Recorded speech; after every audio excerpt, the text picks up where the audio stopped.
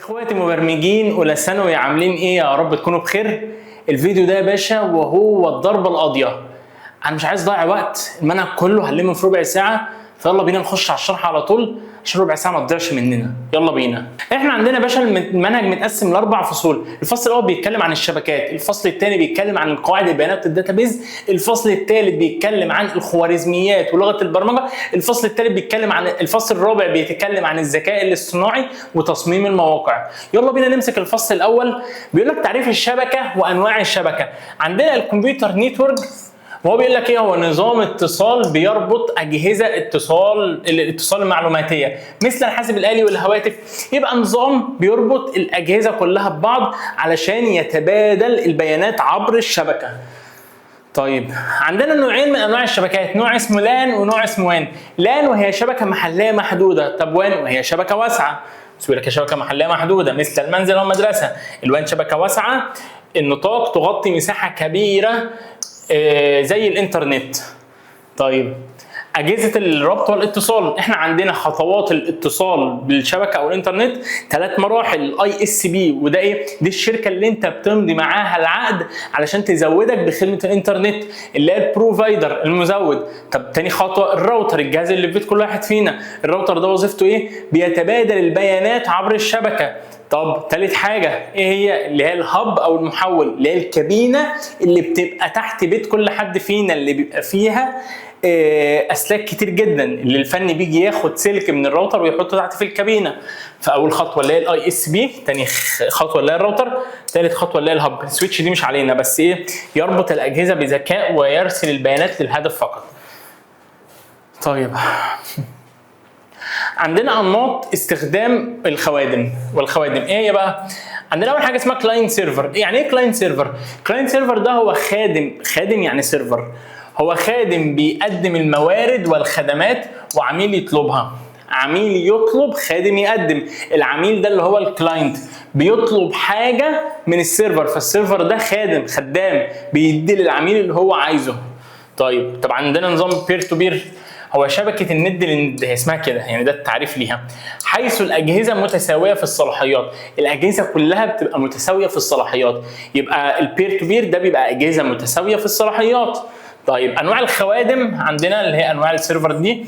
عندنا خادم اسمه فايل سيرفر وبرينتر سيرفر وميل سيرفر وبروكسي سيرفر.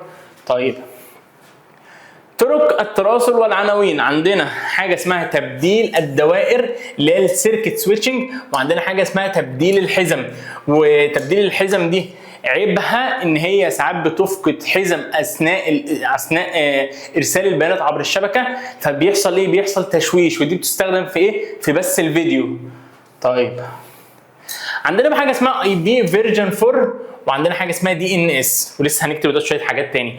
اي بي فيرجن 4 يعني ايه؟ اي بي فيرجن 4 هو اي جهاز متعرف على الشبكه، اي جهاز يعني متوصل بالانترنت على الشبكه بيبقى ليه حاجه اسمها اي بي. ينفع جهازين يبقوا ليهم نفس الاي بي؟ لا، كل جهاز بيبقى ليه اي بي، لان الاي بي ده بيبقى فريد من نوعه. طب الاي بي فيرجن 4 ده بيتكون من ايه؟ بيتكون من 4 بلوك او 4 كتل.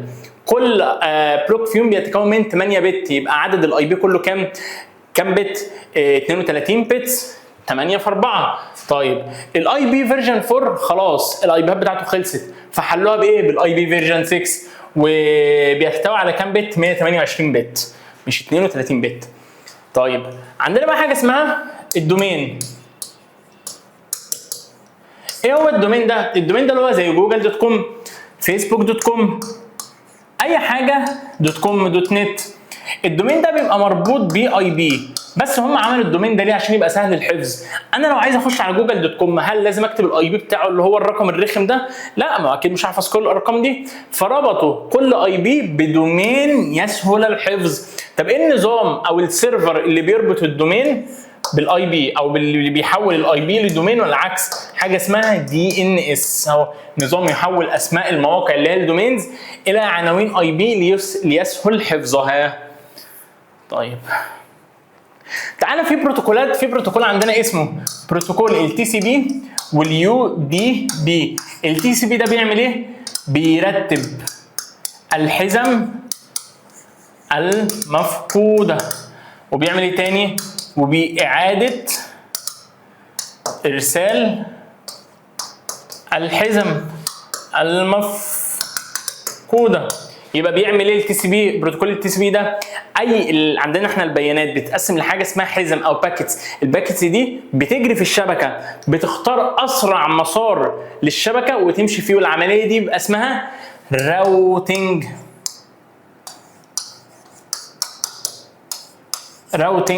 يبقى ايه؟ الحزم بتاخد اسرع مسار تمشي فيه. طيب التي سي بي ده بيعمل ايه بقى؟ بيرتب الحزم، واي حزم بتفقد بيعيد ارسالها مره تاني عشان الاتصال يكتمل. طب الاي دي بي ده مسؤول عن ايه؟ مسؤول عن اكتمال اتصال البيانات بالشبكات، يبقى هو المسؤول عن اكتمال الصوره كلها. طيب كده خلصنا شرح الفصل الاول، ونخش على الفصل الثاني على طول بعنوان الداتابيز. يعني ايه الداتابيز؟ هي مجموعه من البيانات المنظمه والمخزنه رقميا، مكان بيخزن وبينظم بياناتك. طب الدي بي ام اس هو نظام بيدير الداتابيز بتاعتك ديت. طيب الخصائص بتاعت الداتابيز ايه؟ التكامل، الاستقلاليه، السريه، التوافر، التناسق. طيب هيكليه البيانات والعلاقات. انواع النماذج عندنا هرمي وشبكي ونيتورك وعلائقي. طب الجدول تيبل. بص يا ريس، الداتابيز يعني جدول. الجدول ده بيبقى يتكون من ايه؟ من صفوف واعمده، من رو صفوف وحقول اللي هي الفيلدز اللي هي الاعمده. طيب العلاقات لمنع تكرار البيانات وضمان سهوله التحديث. يعني كل رو بيبقى ليه اي دي معين مختلف عن التاني، ما ينفعش صفين يبقوا يحتووا على نفس الاي دي، فاهمني؟ يبقى كل حاجه فريده من نوعها. زي الفل. عندنا عمليات بتتم على الجداول بتاعت الداتابيز دي. عندنا 3 عمليات. اول عمليه اسمها سيلكشن الانتقاء، ثاني حاجه البروجكشن العرض، ثالث حاجه الجوين الربط. السيلكشن بيعمل ايه؟ السيلكشن بياخد من الجدول صفوف معينه بناء على امر معين. طب البروجكشن بياخد عمود معين من الجدول. طب الجوين بيربط كذا جدول في بعض عشان يطلع لك جدول واحد.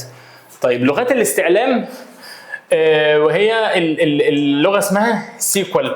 بنستخدم حاجه اسمها سيلكت وانسرت وابديت وديليت. دي معلومه مش مطلوب تحفظها، يعني مش مقرر عليك في المنهج، بس ده اللي بيحصل فعلا. الاستعلام استرجاع معلومات محدده من جداول ضخمه بسرعه، ده تعريف الاستعلام. وده زي كوماند كده على ايه الداتابيز، بس ايه مش مقرر عليك تحفظه خالص.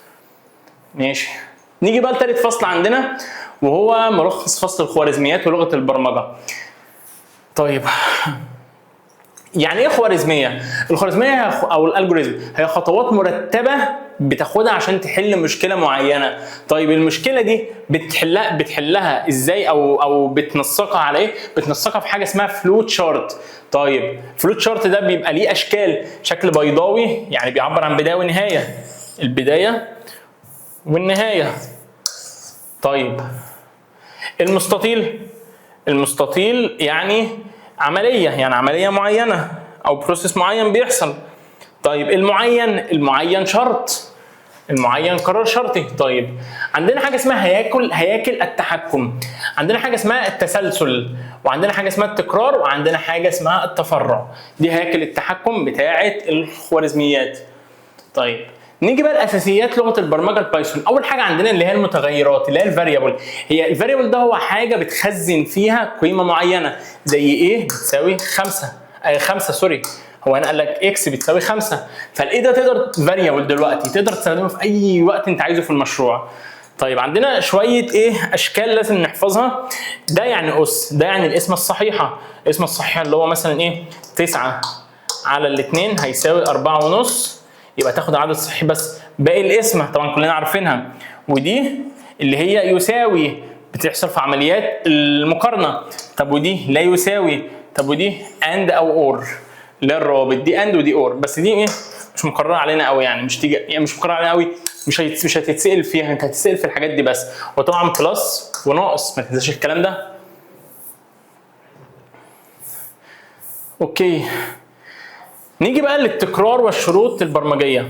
طيب عندنا حاجه اسمها فور لوب. الفور لوب دي بتبقى تحتوي على ستارت واند. ستارت اللي هو مثلا 0 واند 3.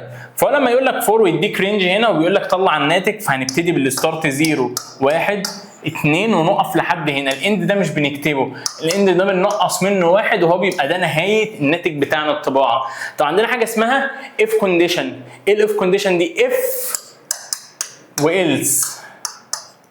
اف ده يعني شرط، يعني لو حصل كذا نفذ كذا، طب لو ما حصلش كذا الشرط ده ما اتحققش بتخش تنفذ الالس على طول. وطبعا كل الحاجات دي انا حللها في مراجعه ليله الامتحان، لازم تتفرج عليها، 130 سؤال مش هيخرج منهم الامتحان.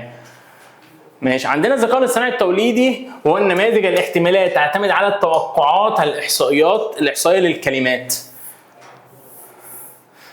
بص ده حاجه زي فور لوب مديك رينج من 1 ل 6، ماشي، ومديك هنا اف ايدج اصغر من او يساوي 18 اطبع كذا، ولو مش الايدج مش اكبر من او يساوي 18 اطبع كذا على طول. طبعا كل ده ايه حله ايه لوحدك، بس انا بلخص الموضوع معاك على طول.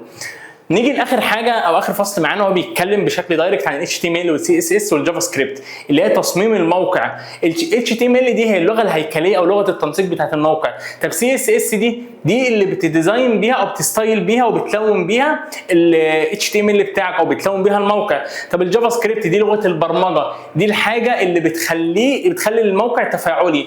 بص هنا ال HTML دي اللي هيكله المحتوى، بتحتوي عن تاجز وشويه اتريبيوت وبنيه اساسيه زي HTML وهيد وبادي واللي هي الاتش 1 والبي والبوتون، الحاجات اللي احنا عارفينها دي كلها. كل الحاجات دي محلول عليها في مراجعه ليله الامتحان.